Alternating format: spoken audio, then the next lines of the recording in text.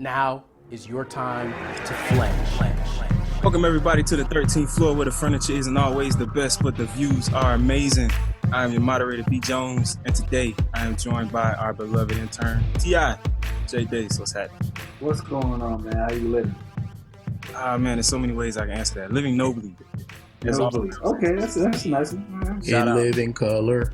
How far out there? How what? Never mind. Pass. Moving along. Be fresh. What's going on with you, baby? Let's see. Making your way in the world today takes everything you've got. Taking a break from all your worries sure would help a lot. Sometimes you want to go where everybody knows your name, and I'm always glad you came. Fresh is back. We here. We talking about anybody know that song? Come on. Cheers. You know, Cheers. Come on, man. I got there you. it is. All right. I'm with you this week. J. Days didn't know. He had T.I. no didn't clue. know yet again, ladies He and had no gentlemen. clue. But yes, It we was- are here. Be free. Be frizzle is in the building. Let's go. Let's get it. Did I not say cheers? Did I not say cheers? Yeah, you said it. You did. I got you. I saw that. Coach K, what's going on, my brother? Hey, man, you know, I'm just happy to be outside of the box. You guys let me out last week, and I don't know if you guys thought you'd be able to put me back in the box. So I'm out. So unfortunately, our guest today is going to witness It's about to go all that I have to offer. down. Hey man, before we get to the guests and about what you all you have to offer, can we get a shot of that shirt, man? Carol's t-shirt game is on like 1,000, On bro. point. Like, every week he comes with something new. Can you explain that? Run it down for me like you did earlier. Yeah, man. So this joint is by a company called Minority. It's Minoritees. And they have all types of minority theme type t-shirts. The little guy with the afro, that's their logo. So they got some pretty interesting stuff. Check them out. It's minorities.com. This one in particular is a record for those of you that remember the LP. And it's got the logo in the middle. You see the lady in the background. She's a constant theme through it. Pretty cool. Minorities, we do that take don't- sponsorship. Go ahead and Yeah, we do take those sponsorship. extra Call us out. larges. We gave you some free shout outs. Yeah. For those people that don't know, I was the original everything, I think, because I'm the oldest one in the crew. But I was the original grill man. I was the original DJ, all that stuff. And then I just delegated my And responsibility. then better people came along. We're gonna leave that there, man. Getting to our special guest. So yes, today's show, we're gonna be all about financial planning. And of course, being that this is the 13th floor, we didn't want to just get you a regular schmegular financial planner to get over here and, run stuff down. We had to get you a great person. great person. We had to go get the first Phenomenal.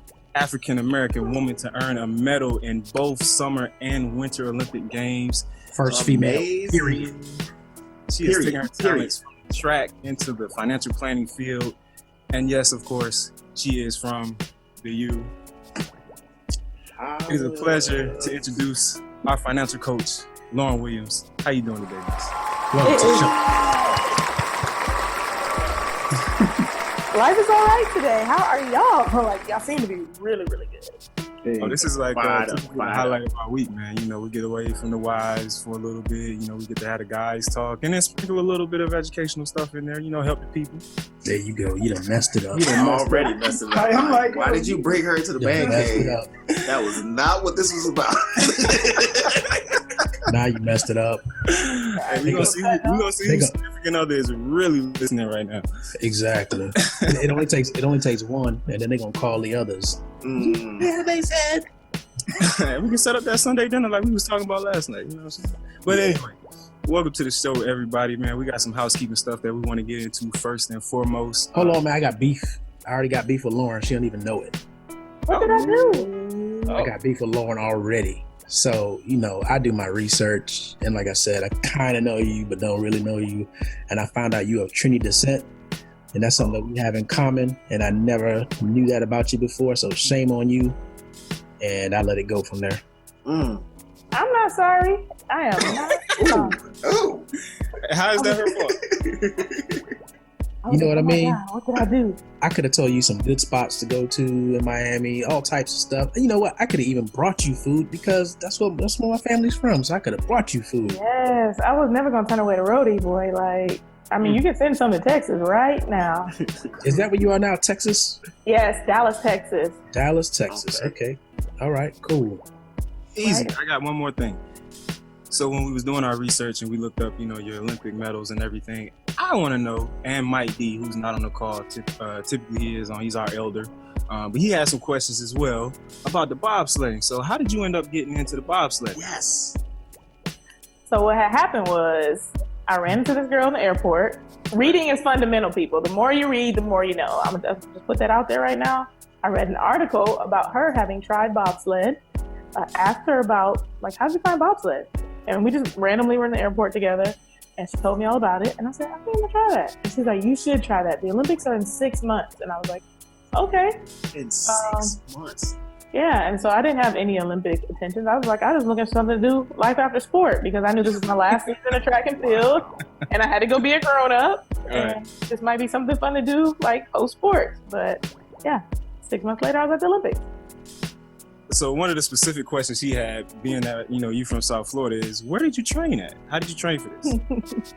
Yeah, so basically, bobsled training is similar to track and field training for most of the year until ice opens. Ice opens in October, and the season goes through usually like the end of February, maybe a little bit early March. But all the rest of the time, you're doing stuff similar to track, and it's a lot of power and a lot of speed. So Easy, both of which you are very, very good at. So we'll take that. Well, yeah. Now getting to this housekeeping stuff. So are you? We talked about it last week a lot of it. You familiar with Ray Lewis and the NFL protests? You know, they got out there. He got down on 2 knees or whatever. You know, we talked about it last week, and you know, I was of the thought that, you know, you still can't trust him. Like, I had major side eye for him. It was like, oh, you know, he could have, you know, hopped across the side on the right side of the fence or whatever. He might have turned a new leaf or whatever. But Fresh was right on point with his comments about we don't know what he was doing when he got down there. He gets on TV, and a couple of days later, after, you know, Shannon Sharp called him out and everything, he talked about how, you know, he got down on 2 knees to pray, not in protest, you know, I guess in some sort of solidarity with his team, but to pray for the state of confusion that America is in with all of this. And then he goes as far to make the statement that if we're going to do anything, it should be one of 2 things. You either stand for the national anthem or you pray during the national anthem. So before I get these guys' take on it, if you're familiar with the situation, oh yeah, I'm loving it. Look like she got a lot to say. No comment. I mean, we don't know what that man was doing. Like, Oh no, he said what he was doing. He said he was praying. He definitely said he was praying. He definitely let it be got down known. in the You know what I mean? You saw And his then he lips said, moving if when you're gonna he do was anything thinking during the about national anthem, you stand up or you can pray. and what do y'all feel like he should be doing?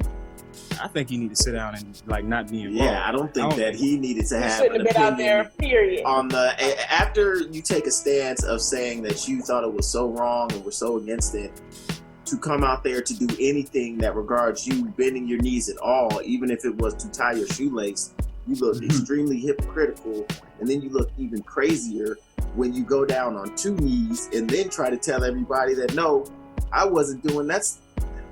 If I'm in a situation where there's danger and I'm dressed in a cop uniform and somebody comes up to me and asks me for help like I'm a cop, I can't be, no, I wasn't trying to be a cop, I was just dressing up. It doesn't work that way. Like, you need to be able to claim something. Like, it came off so weird. And so, Do you think he was doing it to draw attention to himself, though? Like, was it a plot from the very beginning to? I think he was being himself. I don't even think he thought it through of what he was doing, but I still think it's extremely crazy to come off one week, tell me, hey, I don't think that they're disrespectful, they're horrible, and then the next week I see you out there. Especially on first glance, you just look out of it. But then not only that, like, clearly that was his intention, right? Because you don't have anything going on with the team right now. You flew to London because game was in London. Yeah, that wasn't a Baltimore game. Yeah, so it's not like you just happened to be there and you said, oh, let me do this, right? So you actually had clear intentions of what you were doing. And Ray, look, we all came family. There's no 6 degrees of separation between us. You used to borrow soap from me. So it's not like you don't know people that know me. You come talk to me, bruh. Look, I got advice for you. I can save your whole image right now. Go get your CAT scan and tell them it's the CTE. It is the concussion, and that's why you've been acting this way. And I guarantee you, everybody will have sympathy for you. We will reclaim you. I saw they tried to cherry you away from Michael Rappaport. I don't want Michael Rappaport on behalf of the black people. So I want to keep you, Ray. So look, I can save your image. Just shoot me a little fee. We'll take care of it. Easy. Anybody final words? Nope, that's it. Be careful. Look at Lamb's face. I'm glad This Kay is gonna be a like- publicist. Like, I mean, it does need a publicist. So. Easy. Get his PR life together because that was a PR nightmare. Yes. Definitely. Well, now we're gonna get into this financial planning. Your area of expertise. So first off, how did you get into financial planning, Lauren? Like, what drove you there? All right, long story short, I like math, I like money. Got to the University of Miami, there was no financial planning as a major, didn't know that was a thing. Didn't come from a family where I would have known that was a thing. So I picked finance because I heard that was about math and money. And so a little seed was planted then. Then 3 years after being at the University of Miami, I became a professional athlete. Little did I know that was in store for my life. But wanting to be responsible, I was making over $200,000 a year as a 20-year-old. I went out and I was looking for somebody to help me with my money, so the way it works in our community, a friend of a friend of a family said, oh, you need to talk to this guy. And I spoke to him. He got me some insurance. He got me a IRA and he got me a brokerage account. And that was it. And none of those things in and of themselves are bad, but when you come from a community where you don't have any financial literacy, if you don't have the basic foundation in place, then you're not set up for success. Fast forward to 2007, so that's 2004. Fast forward to 2007, he called and he said, hey, I just wanted to let you know I like to call my clients directly when we lose money. And I said, okay. And he said, so I just wanted to let you know we lost some money and, like to call you directly. All right, have a good day. Didn't say how much money we lost. Didn't say why we lost any money. No explanation whatsoever. So I got my statement in the mail. I had lost $80,000. Thanks for the call. Right. Thanks for the call. So you figure you make an expensive enough mistake and learning becomes a priority. Right. That's when I started to educate myself and really get interested in this. I did hire another guy that went equally as bad. Actually, it probably went worse because that guy, like I said, didn't lose all my money with the market, so on and so forth. This guy just didn't do anything. And in fact, the financial planning firm that he was with, or financial advisory firm, I like to say, ended up being part of that casino scandal, where all the football players lost their money. Yeah, everybody know about that, right? Luckily, I didn't lose all my money in that because I wasn't rich enough to be invested in the casino, so didn't put my money over there, but another bad job done. And I was like, enough of this. In the meantime, I'm asking, friends, I'm asking other athletes, what are you doing with your money? What's the strategy? What is this SEP IRA that I'm in? What is a brokerage account? How do you guys have your stuff invested? And nobody could answer the questions. And so I realized they either had people just like my guy who didn't tell you anything, or they didn't have anyone. And there's this kind of taboo around money where nobody wants to talk about it. You start asking them questions, everybody starts fidgeting in their seat, they walk out the room, they ain't hungry no more. You're like, wait a minute. And so I was just like, enough is enough. And I started looking into the certified financial planning, actually via Google search, because I wasn't in the industry. I was still running track at the time. I enrolled in the coursework blindly. I was moving from Miami to Texas, and I found this website. It was called NAPFA, and that's for fee-only financial advisors, which, if you guys want to talk about that, we can get into the differences of the different kinds of advisors. And I walked in their office and said, I want to work here. And they're like, but we're not hiring. And I'm like, yeah, but I'm doing this thing called certified financial planning. And I see there's a lot of certified financial planners here. And I want to learn from you because the stuff that's been going on in my life, it's not been okay. And it seems like the best route to go.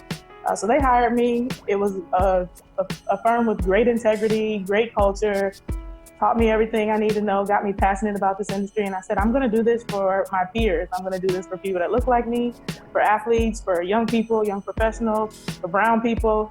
I want to serve us the best way I can. So here we are 5 years later. My firm is a year and a half old, and I'm running a financial planning company.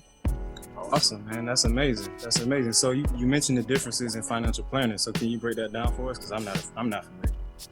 Yeah, so we have a lot of the biggest thing that we bump into in this industry, or as people, why we're suspicious of even letting anyone help us with our money, is because there's so many different options available.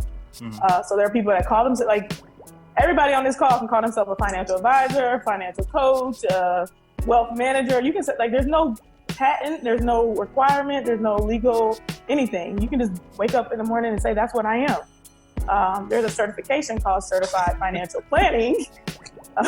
There are, and that's kind of like if you were going to be a doctor, that's the closest you can get in this industry is the equivalent of being a licensed physician. Like, you are a CFP, but then there's all these other licenses. So Series 7 is the one we hear about a lot, and that is about 70% of the industry. Well, those people make a commission to sell products, and they do provide investment advice. Usually someone in the back office, but generally it's like you take this test, you study for it. It's a hard test, and then you go out and you're trained really more so to sell. And so if you got to feed your family by selling me this product, are you really going to make sure that's the best product for me? Right. There's a conflict of interest built in when you're selling products. That conflict of interest also exists when you're working with insurance people. And so insurance people are another set of people that would say, I'm a financial planner, I'm a financial advisor. They hold themselves out as that, but really they're only licensed and they're only educated in the area of insurance. And frequently they're not educated, and they're, like you said, they pass one test and they have been taught to sell. And so they go out, they sell, they don't know what product they're selling you, but they know they get a commission if they sell you that product. And they're told what to sell you. So that's where it gets a little bit like, oh my goodness. So you have commission-based planning, you have fee-based planning, and then you have fee-only planning. And you fall into the fee-only or? Fee-only, exactly. So I just charge you a flat rate for whatever the project is that we're working on. You can understand where my fee is coming from. It's explained clearly. There's no fine print. There's no underlying trailing commissions, anything like that. Whereas fee-based is, we're going to charge you a fee, but then there are some commissions based on the kind of products that we're giving you. Okay. And then commission is a straight up, I'm a salesman slinging whatever my company tells me to slang to you. And like I said, all those people are not bad. There's just an inherent conflict of interest. And there are a lot of people who just get the bare minimum education, and then they're really good salespeople. And that's what has done a lot of destruction to the industry. Okay, good. I mean, that's really good information to know. Carol, you look like you was about to jump in, man. I mean, man, that was a lot, man. That was just like show, like right there. We just gave out like all this great information. I mean, it's crazy. But however, it's interesting that she said that you could wake up tomorrow and just decide, I'm a financial planner. You know what I mean? It's just the same way that you could wake up tomorrow and decide, I'm a motivational speaker. Right, exactly. And there's actually a certification for that. You can wake up tomorrow and say, I'm a life coach. There's nothing that you have to do. So it's very interesting to hear that, here's an industry that we know is vital, that more often than not, people should probably get involved with, find somebody that's in it. But just to know that, man, you can just be so led astray and talk to somebody that has no idea what you should be doing with your money. And there's nothing that you can really do about it once it's gone. Exactly. I mean, the main thing we need to be educated about is what questions to ask, because like I said, that salesman is going to come at you with the sales pitch, and they're going to give it to you so smooth. You're going to be like, well, I guess they covered all the bases. You're not even going to, if you don't know what you don't know, then like, ooh, this sounds good. What they told me sounds good, but what did they not tell you is the problem. So knowing what kind of questions to ask about, what kind of education do you have? What kind of services are you going to provide to me? How do you collect your fee? Am I going to be able to see it? Because like in that commission world, you're not going to see the fees. Like, you're just going to be getting a statement in the mail. And straight off the top. Yeah, there's a lot that goes on behind the scenes and you don't see the fees. So being educated about the right questions to ask is very, very important. Okay. I want to jump to another important aspect of financial planning, man. It's something that a lot of Black families kind of make a mistake of, and that's budgeting. I was reading that it's probably the single greatest mistake that we fall into is not properly budgeting our money. So what I want to ask you is, how can we work on creating a sustainable or workable budget? Like, how important is that? It is very important. And so, like I said, the reason I've created my firm and like I said, I left the firm that, like I said, was really good is like they wanted to work with big, wealthy individuals. I went to another firm that was working with, people more similar to us, but it still was focused on this idea, this comprehensive planning, but leaving out that budgeting piece. And so it's kind of like fundamentals there's 6 pillars of financial planning. There's the fundamentals, there's insurance, there's tax, there's investing, retirement, and estate planning. And so when you're looking at your whole financial picture, you should be looking at all those different things. But fundamentals is where it all starts. And a lot of people like to skip over fundamentals. They're like, do you have enough money to invest? Because that's how I get paid. And if you do, then, we'll start there and then we'll kind of work on those other things. Whereas my approach is we're going to start with the fundamentals and then we're going to build into the rest. We're not going to invest until it's time to invest. You're not coming to me just to make money off the market. That's not how I work. So, yes, somebody for 1,000 years. Yes. Yes. So getting your budget right is the most important thing you can do, because if you're living paycheck to paycheck, how are we ever going to gain wealth? And so what I like to do with clients is I use an app called You Need a Budget. That is literally the name of the app. It is $50 for the whole year. It is not a huge investment on your part. So whether you, like you said, 100 air, 1,000 air, you should probably be able to afford it. If you're in college, it's free. I can be in college again. Right now. Right now. But what it does is it brings in all your transactions. Everybody's swiping their card all the time, and you're 30% more likely to spend, or you're spending 30% more when you're swiping a credit card, a debit card, whatever, because you're not feeling it. This brings the feeling back into it because everything is automated, and it's so similar to like a Mint.com where you tie your credit cards to it. I'm going to ask you, how do you feel about that software? Mint is the competitor to You Need a Budget. The reason I like You Need a Budget a little bit more is, because Mint is free, they have a lot of advertisements on it. And what Mint does is at the end of they basically tell you, hey, you've gone over budget, instead of telling you how to budget down to zero. So You Need a Budget actually says, okay, we got $300 we're working with. All right, $30 to food, $30 to this, and you see the number going down. So they give you a template, you were just saying, kind of like a guideline? Exactly. You'll see your actual money there. Like when you link your accounts, you'll say, like, it'll put your bank account money at the top, and you'll say, you'll start to go down it, and it'll subtract, like, okay, I got to pay rent this month. It'll be doing all the math for you, basically. Hold on now. You need to be giving your money a job all the time. I want to go back and highlight the stat, though.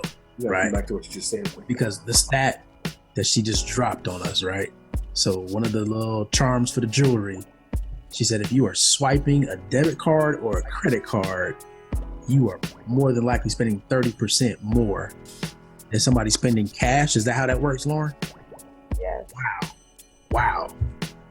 I mean, but in the same vein, when you go and you take a couple $100 in cash out the bank, you often find yourself saying, what did I spend this on? Because you have no way to track it.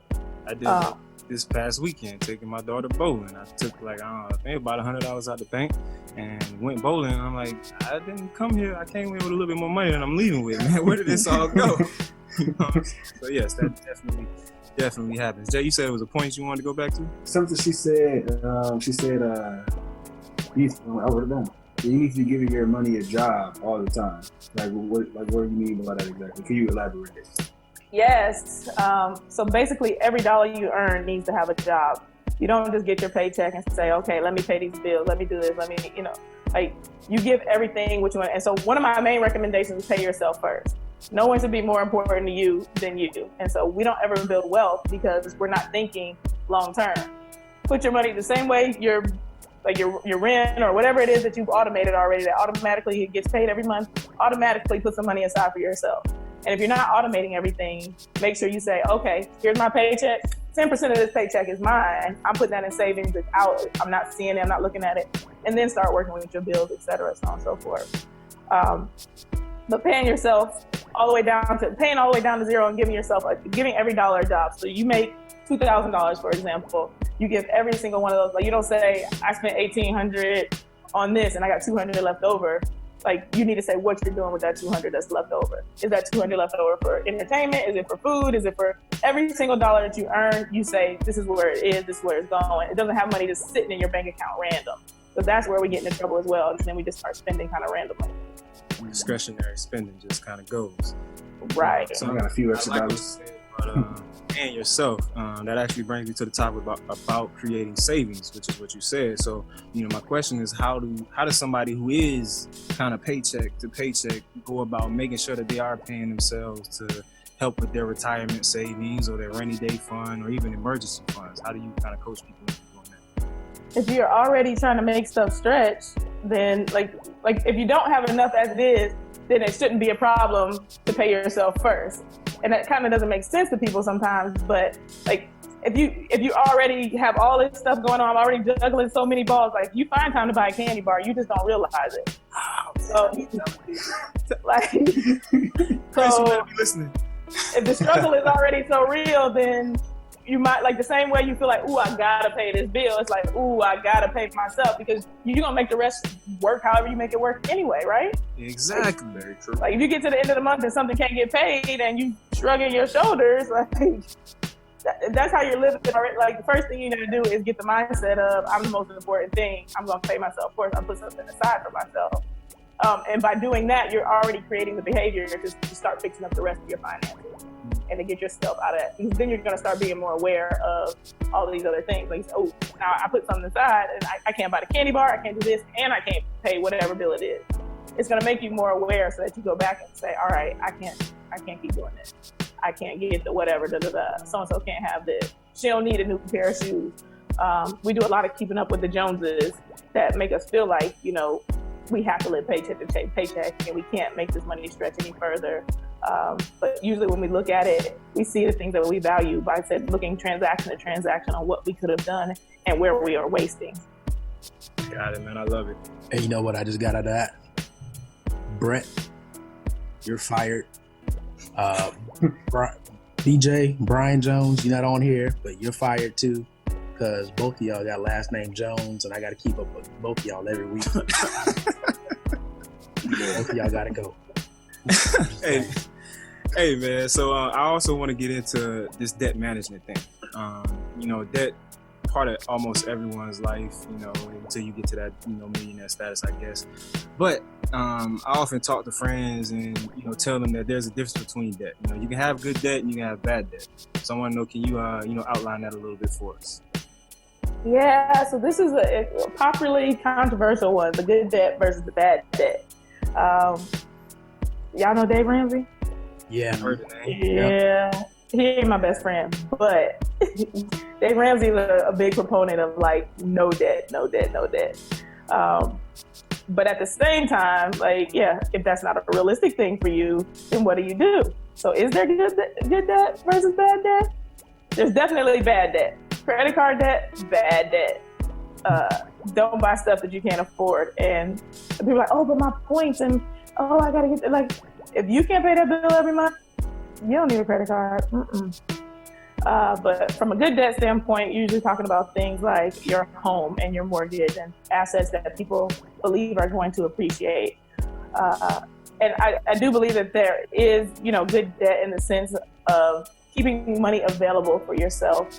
And maybe possibly investing that money in the market. So, for example, you get a really low mortgage rate, and you're able to take the money that you're, saving on a monthly basis and putting that into the market instead of paying your house off, paying your house debt down.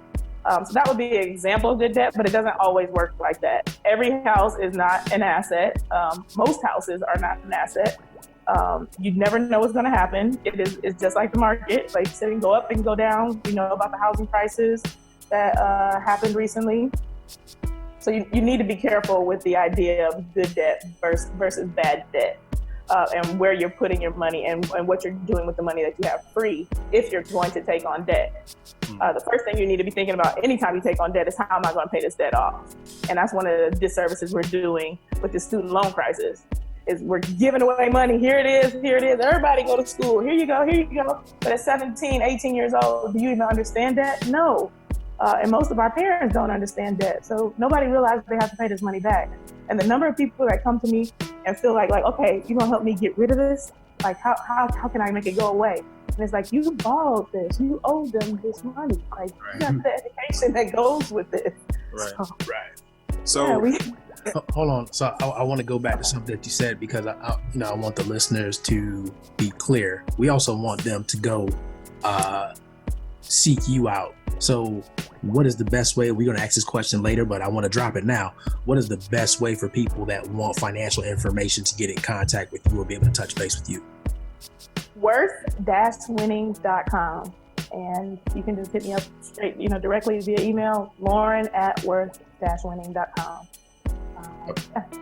Okay, good. All right, so now that we got that. So my question was, you said something about getting a mortgage, getting a low interest rate, and then taking the money that you save. So the money that you save, what money are you talking about exactly that you save because you've gotten that low interest rate on your mortgage? Got it. So, for example, let's say you buy a $300,000 home. Mm-hmm. Instead of putting $300,000 cash into your home and maybe having $0, let's pretend you got $500,000. Let's keep the numbers nice and round. So now you got $200,000 left over to work with. What you could do is just put 20% down on your $300,000 home for $60K, and then you'd have this other money left over. Now you have what, $440? Don't judge me. It's late at night. You love math. Right. You love math. Makes it go planner. Those was new ones. So yeah, having 200 left to, for your life, or 440 left for your life, what can you do? So you can take that money, the 440, and put it in the stock market, and that money has the opportunity to grow and you'd be paying your mortgage on a monthly basis, maybe like you said, at a lower rate than what you're earning at. Right. So that's a good example. Right. Yeah, and I like that example because what we have a tendency to do, we tend to live to the limit of our income, right? To the full range of our income. Like every dime is accounted for. We never think about, okay, just because I bring in $500,000 a year, doesn't mean I need to spend $500,000 in a year, right? And I think that's a part that, look, even myself, I'm guilty of. I have to go back and remind myself, or I get reminded, by my wife that, hey, you ever think about saving? And in my head, it's like, yeah, I do, but I got this bigger plan that's going to recoup that money. And sometimes those plans don't pan out. And I think a lot of people get caught into that. So I like what you said about no matter what, pay yourself first, because if you have that mentality, then you don't have to worry about the other stuff that doesn't pan out, because you still have something at least going to the side. Yes, exactly. And so ideally you'd be able to pay yourself first and then go do your other entrepreneurial efforts, other investment efforts, other things that you want to do. You should have play money to, do these other things with, but you pay yourself first, like you said. So if stuff hit the fan, life is still all right. And I do want to say too that this doesn't apply to everything. So one question that people come to me frequently with is this idea of taking out student loan money, putting that money in the market, trying to earn more money on that, and then thinking that they're going to make, they're going to make out like a fat rat by having borrowed this money from the student loan company. And so that's something that's getting popular, and that's something that I definitely recommend that you avoid. You should not be using your student loan money or the money that you're going to use to pay your student loans. So some people are like saying, oh, I'm not going to pay the loan. I'm going to just go put all the money in the market. I'm going to make way more money in the market, and then I'm going to come back and I'm going to just pay the loan off, sort of deal. Yeah. Wow. So that just sounds crazy. Wow. It's like I'm one of the right. You might as well play the lotto. Because I used to think if I had saved the refund check and like invested that, then yeah, I would have had like interest money. But to just take out a $15,000 loan, $10,000, whatever amount of money loan just to have, like that's almost like it's almost like tax fraud, like the income tax.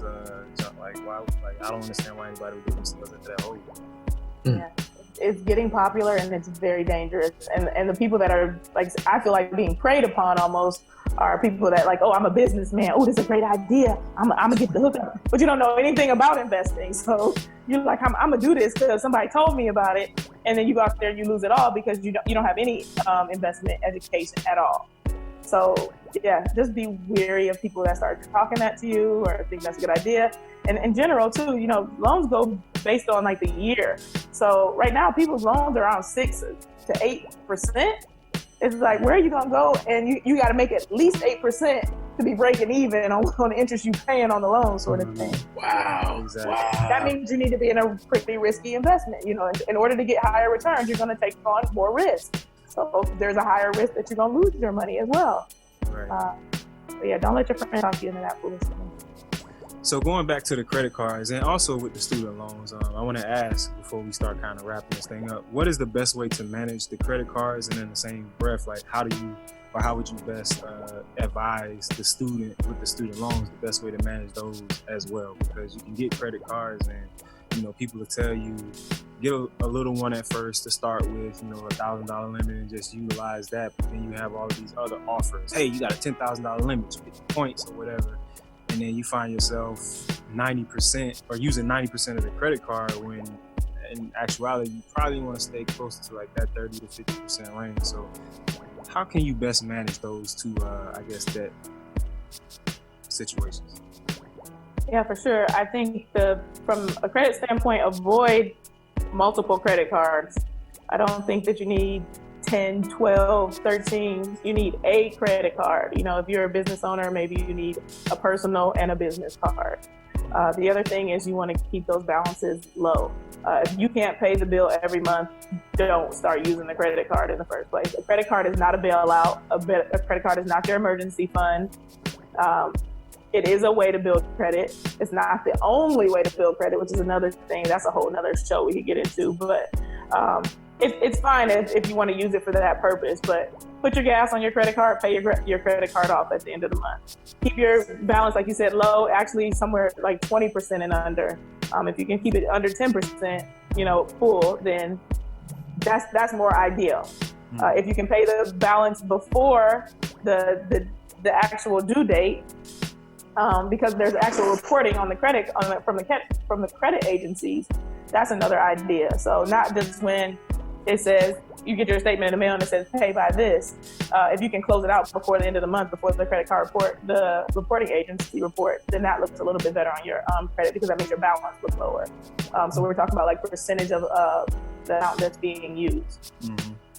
So avoiding credit cards as much as possible is step number one. If you're going to have a credit card, have a credit card. And then what was the second part of the question? Student loan management. How you manage those student loans? Student loans. Get out of forbearance. Get out of deferment.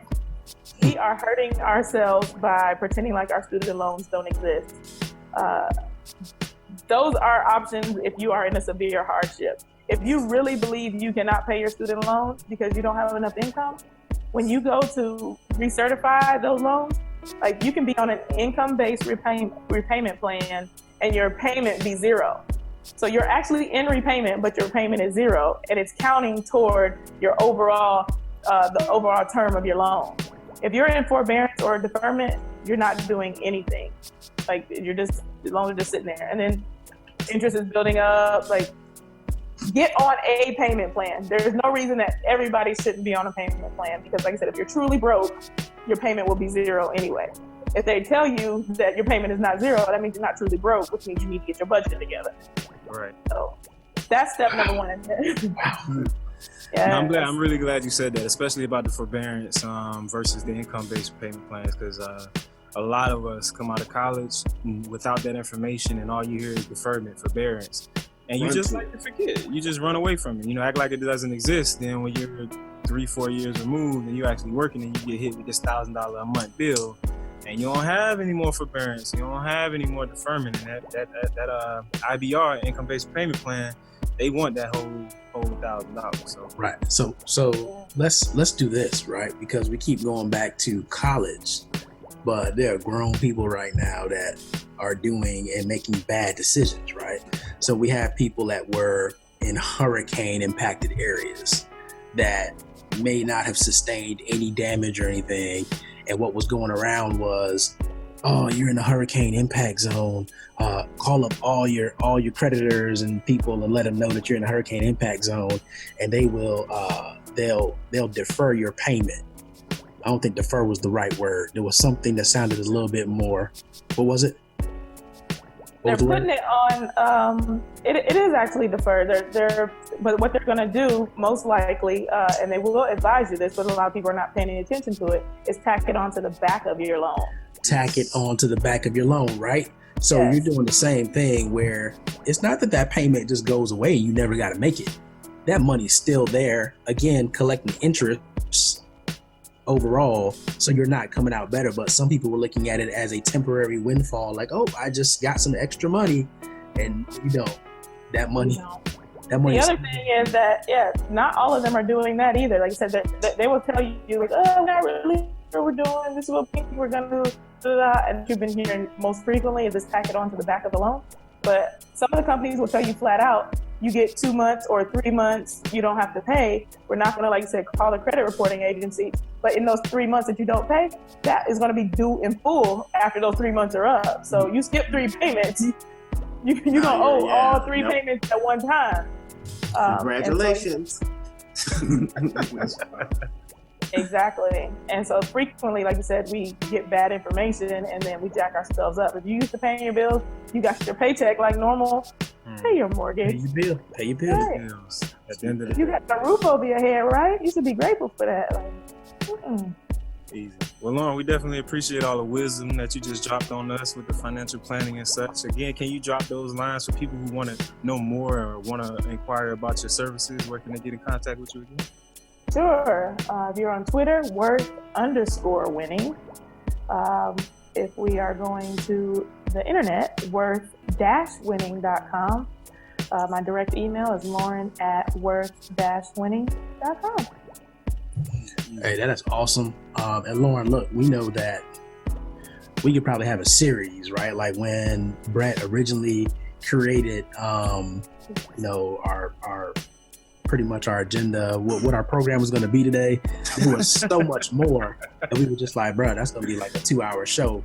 We got to cut that down. So look, we would love to book you again in the future. We actually got some other projects that we might, reach out to you, try to get you involved in. But man, here on the 13th floor, you just never know who's going to be on here. I mean, here we have, somebody that will go down in history.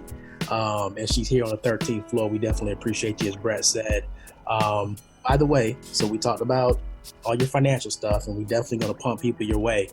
But is that TV Olympic? I don't know the name of it. I caught it one day. I saw you on there with the Winter Olympic hopefuls. Is that still going on? Is that still on the air right now? So that was a one-time show. That was just so. Got you. Okay, that was a one-time show, so that's going already. Okay. Right, but you can still book me for like Olympic speaking type gigs from the Olympic standpoint. I do come out and talk to kids. I talk to companies. I talk to, groups, and the same sort of thing for financial planning. If you're not ready for individual, I do group stuff. So if this is a great time to talk about my New Year's initiative. It's called. Come on, why you holding back? Bad word? Can I say bad words on the podcast? Yeah, absolutely. Yeah, Be free on the 13th. It's called Friends Don't Let Friends Have, I'm going to say effed up finances. Keep it clean. And basically that is going to be, like you said, group classes. So it'll be like you and your boys here want to get together and talk about finances, or as couples, and we get 8 to 10 people together and we start talking about finances, because the idea is that we should be talking more about what's going on in financial lives, because y'all best friends, you want to be 65 and retire together, or 55 and retire together, or 45 and retire together. I can't make the trip. I gotta go to work. I just might like get that. to 45. I just might get Got to get to work. We can't have Kay talking about let's go, and then the rest of y'all like, no. Like, if these are your friends, you want them to have their stuff together too. So when everybody say let's go, we can all go, right? I know that's right. So That's right. So are those would those be like workshops, or would those just be like the New Year's initiative? Would that just be like a one-time No, these are gonna group be class? workshops. Okay. Yeah, exactly. So yeah, they're going to be like I said, 8 to 10 people. I want to keep them kind of small so you can kind of dig in, and maybe half day, or like it depends on what the people want. But like I said, you call me and you say, hey, me and four of my friends or four couples want to get together and we want to do the workshop, then we talk through what that looks like for you all. But the main point of the workshop is to create transparency around money in organizing your finances. Is that Dallas area only? Oh no, nationwide. Yeah, I love it already. Yeah. And you say you kicking this off January 1st, Yes. 2018. Look, if you want to get on the wait list, just call me, email, right. You know that's right.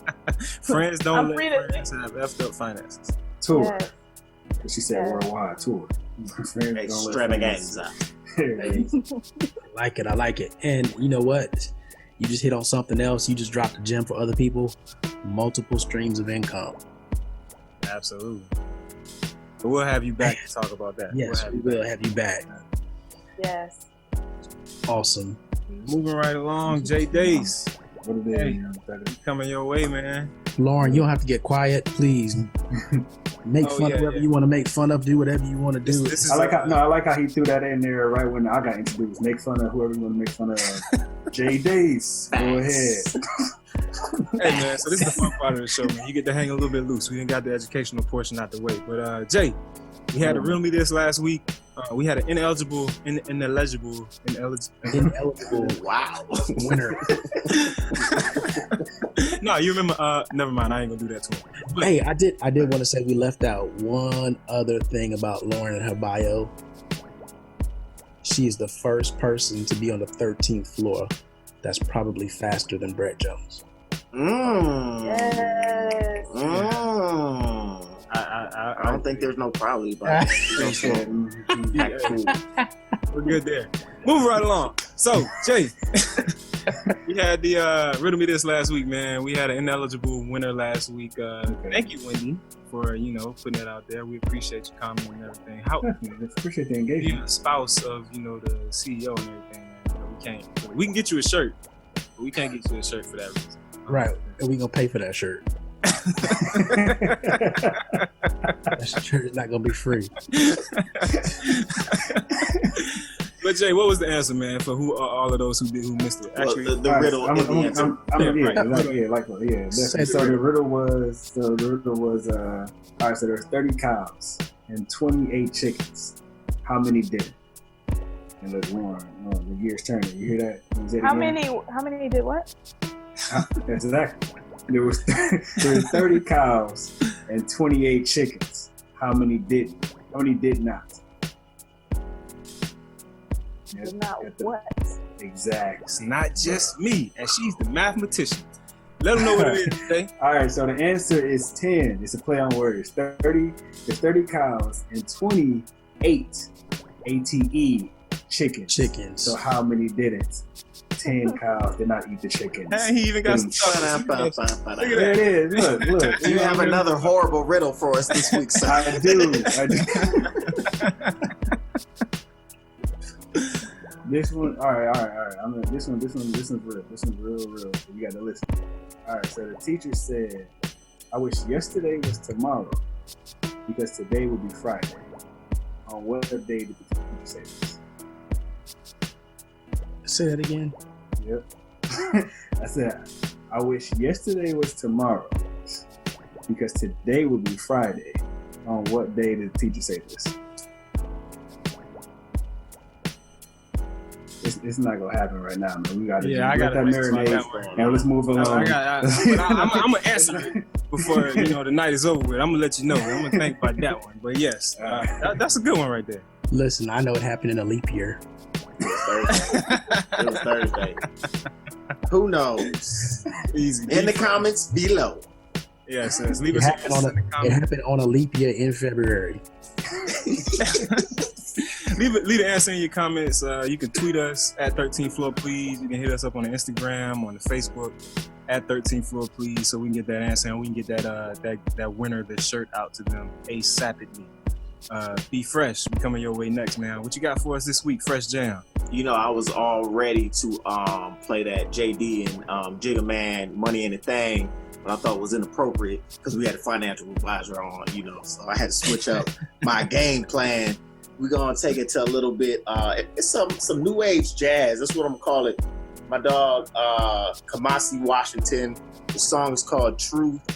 new album is Harmony of Difference. But I thought I'd switch it up on y'all to this week, give you some new flavor, some different flavor. Real chill, real laid back. You know, I found it was good for both my workout and for concentration. You know, sitting back doing a little work. Good soundtracking.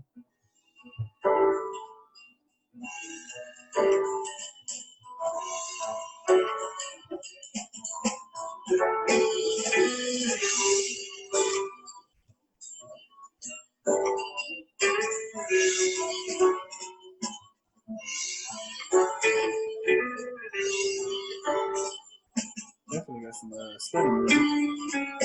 Nothing about 13-minute long track. 13 minutes, huh?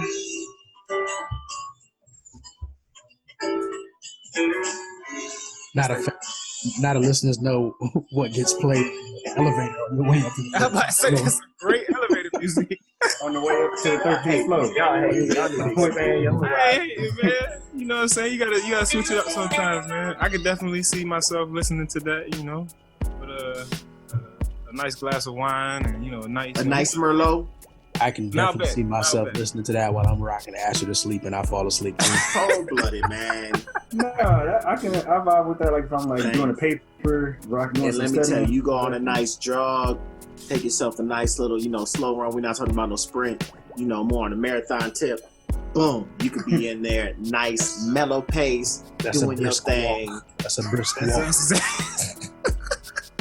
Anyway, like I was, you know, truth, Kamasi Washington. You guys go out there, y'all check out that album, Harmony of Difference. You know, don't be like these jerks on the 13th floor.